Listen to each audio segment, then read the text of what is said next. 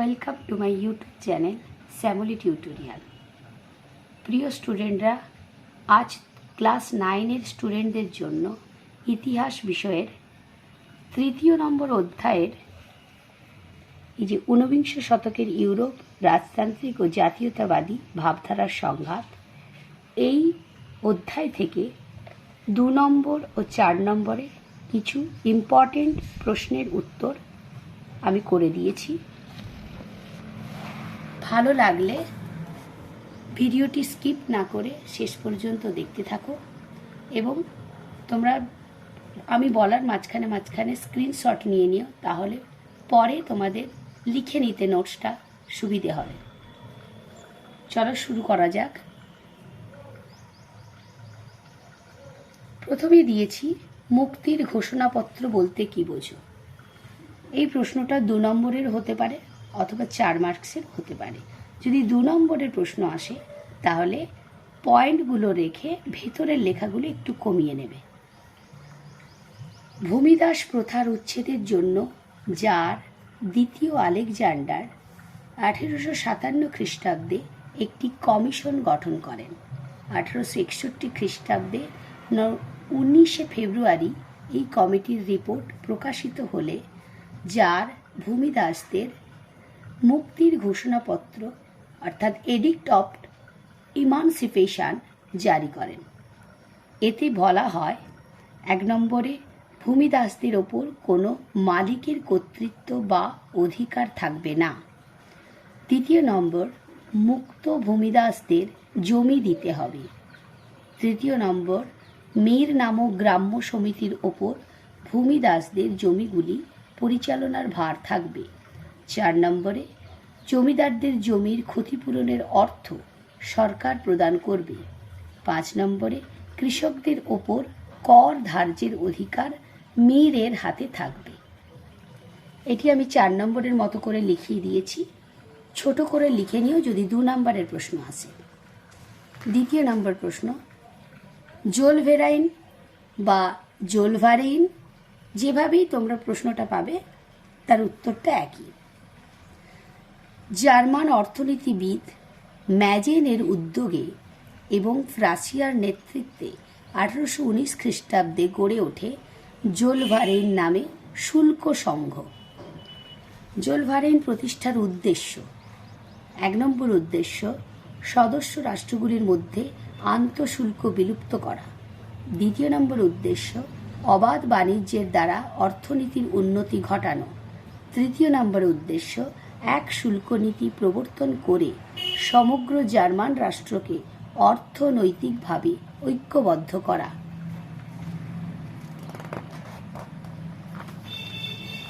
এখানেই 2 নম্বর প্রশ্নটা শেষ হয়ে গেল। এরপরে দিয়েছি 3 নম্বরে কার্লসবার্গ নির্দেশ বা কার্লসবার্গ ডিক্রি কি। 1819 খ্রিস্টাব্দে জার্মানির কার্লসবার্গ শহরে জাতীয়তাবাদী ছাত্র আন্দোলন দমনের উদ্দেশ্যে অস্ট্রিয়ার প্রধানমন্ত্রী মেটারনিখ যে হুকুমনামা জারি করেন তা কার্লসবার্গ নির্দেশ বা কার্লসবার্গ ডিক্রি নামে পরিচিত। এই ডিক্রি অনুসারে 1 জার্মান বিশ্ববিদ্যালয়ের ছাত্র আন্দোলন ও ছাত্র সংগঠনকে নিষিদ্ধ করা হয়। 2 সংবাদপত্রের স্বাধীনতা হরণ ও জার্মানির প্রগতিশীল ও উদারনৈতিক ভাবধারার কণ্ঠরোধ করা হয়। 3 ছাত্র ও অধ্যাপকদের কার্যকলাপে নজর রাখার জন্য গুপ্তচর নিয়োগ করা হয় এবং বিপ্লবী ছাত্রদের কারারুদ্ধ করা হয়। এখানে 3 নম্বর প্রশ্নটা শেষ। 4 জুলাই রাজতন্ত্র বলতে কি বোঝো। 1830 খ্রিস্টাব্দে ফ্রান্সে জুলাই বিপ্লব শুরু হয়। এই বিপ্লবের মধ্য দিয়ে স্বৈরাচারী বুর্ব রাজবংশের পতন ঘটে। ফরাসি পার্লামেন্টের সিদ্ধান্ত মেনে অর্লিয়েন্স রাজবংশের লুই ফিলিপ ফ্রান্সের সিংহাসনে বসেন। জুলাই বিপ্লবের ফলে প্রতিষ্ঠিত এই নতুন রাজতন্ত্র জুলাই রাজতন্ত্র নামে পরিচিত হয়। পরের প্যারায় মোট 18 বছর রাজত্ব করার পর অর্থাৎ 1830 থেকে 1848 খ্রিস্টাব্দ পর্যন্ত ফেব্রুয়ারি বিপ্লবের আঘাতে জুলাই রাজতন্ত্রের পতন ঘটে। পরের প্রশ্ন, রিসর্জিমেন্টো কি? রিসর্জিমেন্টো কথাটির অর্থ হল পুনর্জাগরণ। কার্বোনারি আন্দোলনের ব্যর্থতার পর সমগ্র ইটালিতে এর প্রভাবে এক জাতীয় জাগরণের সূত্রপাত হয়।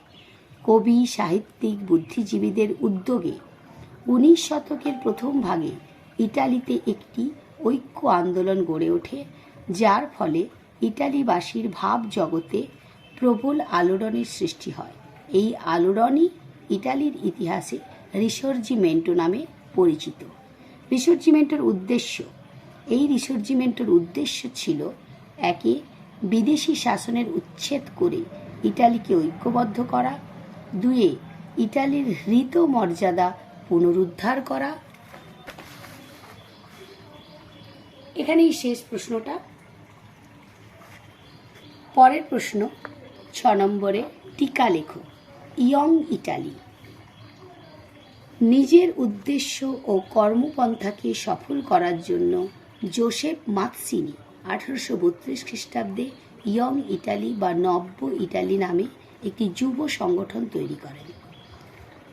ইয়ং ইটালি দলের প্রতিষ্ঠা মাৎসিনি 1832 খ্রিস্টাব্দে মার্সাই শহরে ইয়ং ইটালি প্রতিষ্ঠা করেন।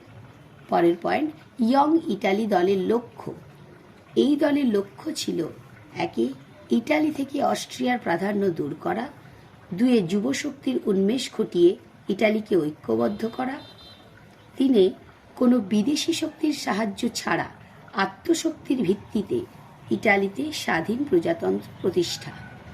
পরের পয়েন্ট, ইয়ং ইটালির আদর্শ। এই দলের আদর্শ ছিল শিক্ষা প্রচার, আত্মত্যাগ ও জনসাধারণের মনে জাতীয়তাবাদের সঞ্চার করা। তাদের মূল মন্ত্র ছিল ঈশ্বর, জনগণ ও ইটালি। প্রশ্নটা এখানেই শেষ। পরের প্রশ্ন, টিকা লেখো।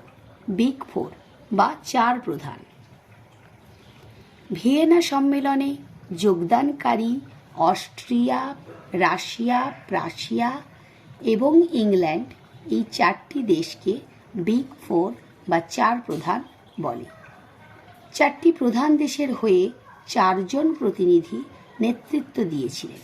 এই 4 জন হলেন অস্ট্রিয়ার চ্যান্সেলর মেটারনিখ, ইংল্যান্ডের বিদেশ সচিব ক্যাসেলরি, প্রাশিয়ার রাজা তৃতীয় ফ্রেডারিক উইলিয়াম এবং রাশিয়ার জার প্রথম আলেকজান্ডার। পরের প্রশ্ন, জুলাই অর্ডিন্যান্স কি বা জুলাই অর্ডিন্যান্সের বিষয়বস্তু কি? ফরাসি রাজা 10ম চার্লস 1830 খ্রিস্টাব্দের জুলাই মাসে যে 4টি অর্ডিন্যান্স জারি করেন তা জুলাই অর্ডিন্যান্স নামে পরিচিত। অর্ডিন্যান্সগুলি হল একে, সংসদ তথা প্রতিনিধি সভা ভেঙে দেওয়া, দুয়ে, ভোটদাতার সংখ্যা হ্রাস করা, তিনে, সংবাদপত্রের স্বাধীনতা কেড়ে নেওয়া, চারে, 1814 খ্রিস্টাব্দে অষ্টাদশ লুই কর্তৃক গৃহীত সনদকে বাতিল করা হয়। জুলাই অর্ডিন্যান্সের প্রতিক্রিয়া কী ছিল? এই অর্ডিন্যান্স জারি হওয়ার সঙ্গে সঙ্গে প্যারিসের সর্বত্র প্রতিবাদ শুরু হয়ে যায়, ফলে 10ম চার্লস সিংহাসন ত্যাগ করতে বাধ্য হন। পরের প্রশ্ন, উষ্ণ জল নীতি বলতে কি বোঝায়? তুরস্কের সুলতান ছিলেন মুসলমান আর বলকান অঞ্চলের বেশিরভাগ প্রজা ছিল রাশিয়ার মতো স্লাভ জাতিভুক্ত।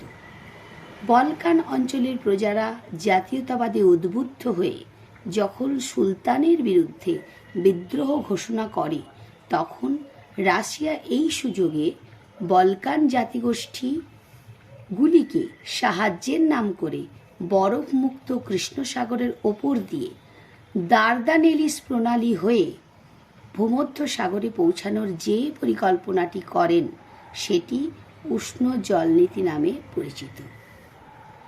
পরের প্রশ্ন, বিসমার্কের রক্ত ও লৌহ নীতি কী?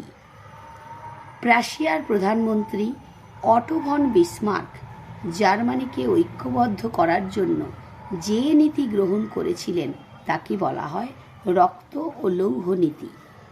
রক্ত ও লৌহ নীতি বলতে কুটিল কূটনীতিকেই বোঝায়।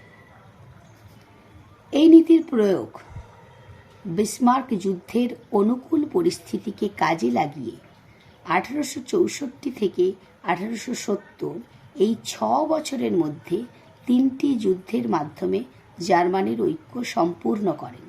এই যুদ্ধ 3টি হল: একে 1864 খ্রিস্টাব্দে ডেনমার্কের বিরুদ্ধে যুদ্ধ। এই যুদ্ধে ডেনমার্ক পরাজিত হয়। গ্যাস্টিনের চুক্তির মাধ্যমে অস্ট্রিয়া হলস্টাইন পায় এবং প্রাশিয়া স্লেজুইক লাভ করে। 2 1866 খ্রিস্টাব্দে অস্ট্রিয়ার বিরুদ্ধে যুদ্ধ। অস্ট্রিয়ার সঙ্গে শ্যাডোয়ার যুদ্ধে অস্ট্রিয়া পরাজিত হয়।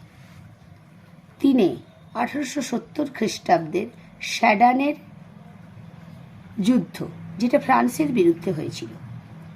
এই যুদ্ধে তৃতীয় নেপোলিয়ন অর্থাৎ ফ্রান্সের পরাজয় ঘটে এবং জার্মানির ঐক্য প্রতিষ্ঠা হয়। এই ছিল তোমাদের 10টি প্রশ্নের উত্তর। প্রশ্নগুলি ভালো লাগলে প্লিজ লাইক ও কমেন্টস করো, এবং যারা আমার চ্যানেলে নতুন তারা প্লিজ সাবস্ক্রাইব করে বেল আইকনটি প্রেস করে দিও।